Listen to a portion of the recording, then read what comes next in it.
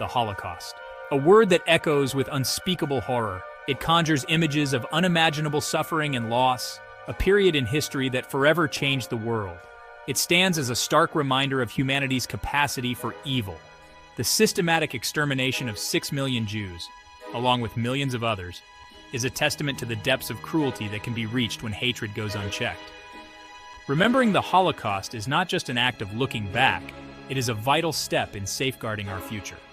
By reflecting on this dark chapter, we ensure that the lessons learned are not forgotten. We must never forget the 6 million Jewish lives systematically extinguished by Nazi Germany. Each life lost was a world unto itself, filled with dreams, hopes, and potential. Their stories, their suffering, their resilience must forever be etched in our collective memory. These narratives are not just historical accounts. They are powerful reminders of the human spirit's capacity to endure and overcome. The Holocaust was a genocide, a systematic attempt to wipe out an entire people. It was a meticulously planned and executed campaign of terror and annihilation. It was fueled by anti-Semitism, hatred, and indifference. The seeds of this atrocity were sown long before the first concentration camp was built, in the form of pervasive prejudice and bigotry. The Nazis, driven by their twisted ideology, sought to create a world cleansed of Jews. They believed in a perverse vision of racial purity and superiority, which justified their heinous actions in their eyes. They used propaganda, fear, and violence to achieve their goals. The machinery of the Nazi state was relentless, employing every tool at its disposal to dehumanize and destroy. This dark chapter in human history serves as a warning. It reminds us of the catastrophic consequences of unchecked hatred and intolerance. It reminds us that silence, apathy, and prejudice are dangerous. When good people do nothing, evil can flourish. They can pave the way for unimaginable atrocities. The events of Kristallnacht, the Night of Broken Glass, were a chilling precursor to the horrors that would follow. Remembering the Holocaust is not just about honoring the victims. It is about recognizing the signs of hatred and intolerance in our own time and taking action to prevent them.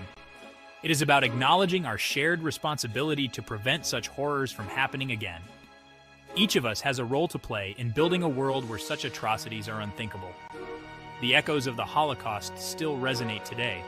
We see them in the rise of hate speech, intolerance, and discrimination around the world. We see them in the rise of hate speech, intolerance, and discrimination around the world. These modern manifestations of hatred remind us that the fight against bigotry is far from over. By remembering the Holocaust, we commit ourselves to fighting these evils wherever they emerge. We must be vigilant, standing up against injustice and oppression in all its forms. We pledge to stand up for justice, compassion, and the inherent dignity of every human being. In doing so, we honor the memory of those who perished and ensure that their legacy endures.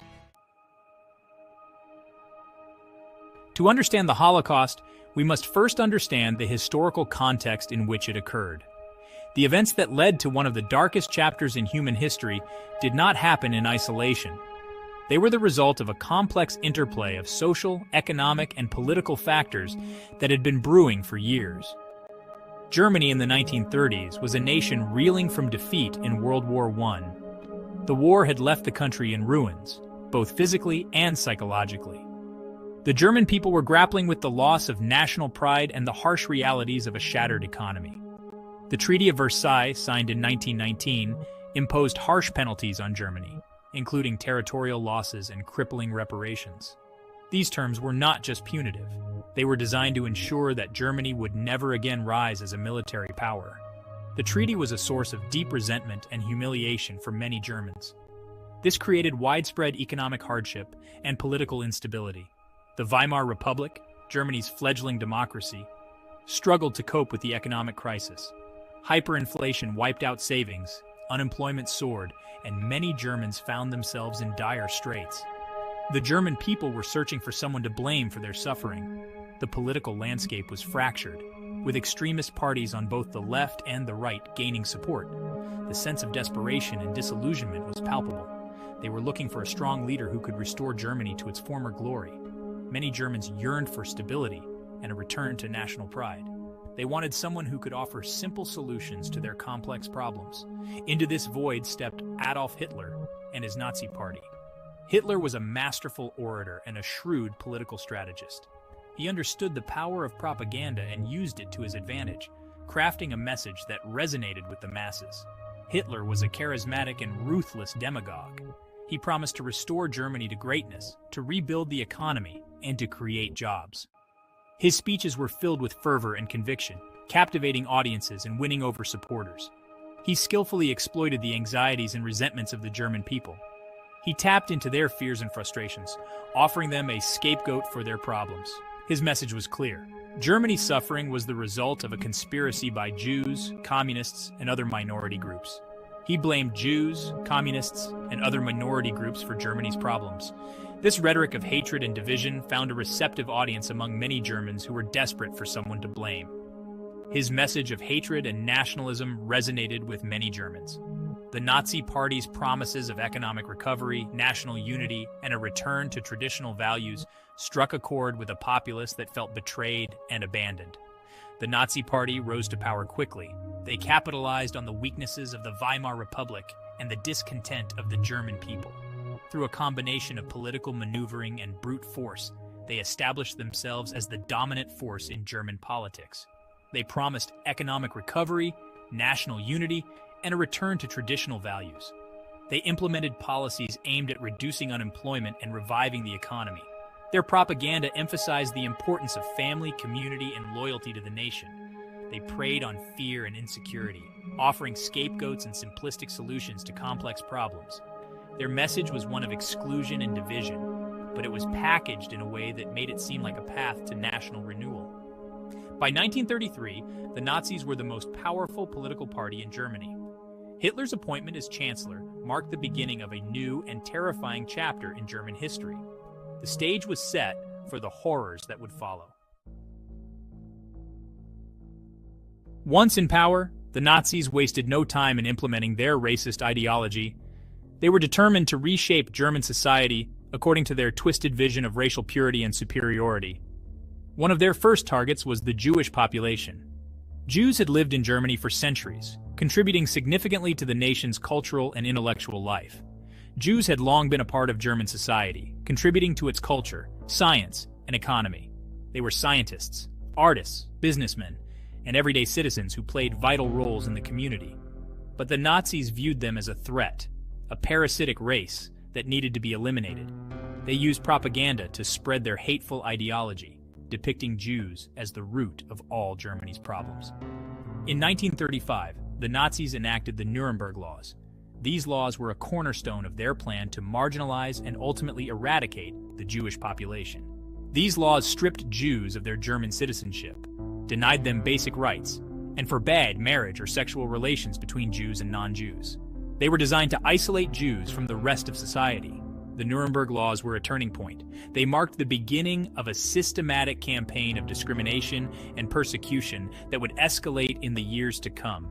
They legalized discrimination and marked the beginning of the systematic persecution of Jews in Germany. Jews were no longer just targets of social ostracism.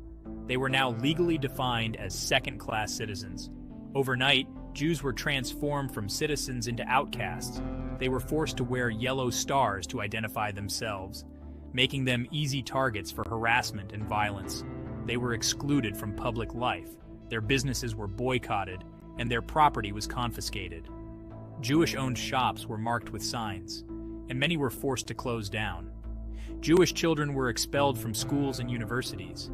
They were denied the right to an education, further isolating them from the rest of society. The Nazis used propaganda to dehumanize Jews, portraying them as vermin, rats, and enemies of the state. This relentless campaign of hate was designed to turn the German population against their Jewish neighbors. The Nuremberg Laws created a climate of fear and intimidation. Jews lived in constant fear of being arrested, beaten, or worse.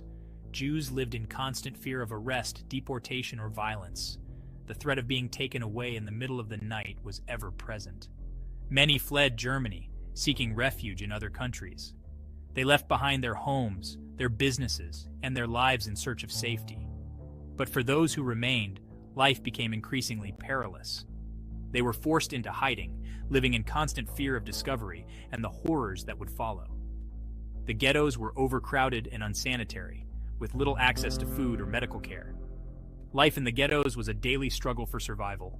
Despite the overwhelming odds, some Jews resisted. They formed underground networks, smuggled food and supplies, and fought back against their oppressors. The end of the war brought liberation, but the scars of the Nuremberg laws and the Holocaust would remain. The survivors carried with them the memories of those dark days, a testament to the resilience of the human spirit. Today we remember the victims of the Nuremberg laws and the Holocaust. We honor their memory and vow to never let such atrocities happen again. As World War II raged across Europe, the Nazis escalated their persecution of Jews. What began with discrimination and exclusion culminated in a plan of unimaginable cruelty, the final solution. This chilling euphemism masked the Nazis' true goal, the systematic annihilation of the Jewish people. The final solution was implemented in stages. First, Jews were rounded up and forced into ghettos, overcrowded and unsanitary urban districts. Then, they were deported to concentration camps, vast prison complexes designed for slave labor and mass murder. The conditions in the camps were horrific. Prisoners were subjected to starvation, disease, torture, and forced labor. Many died from exhaustion, illness, or brutality. Others were murdered in gas chambers, their bodies burned in crematoria. The Nazis established 6 extermination camps, specifically designed for mass killing: Auschwitz-Birkenau, Belzec, Chelmno, Majdanek, Sobibor, and Treblinka. At these camps, the Nazis perfected the machinery of death, murdering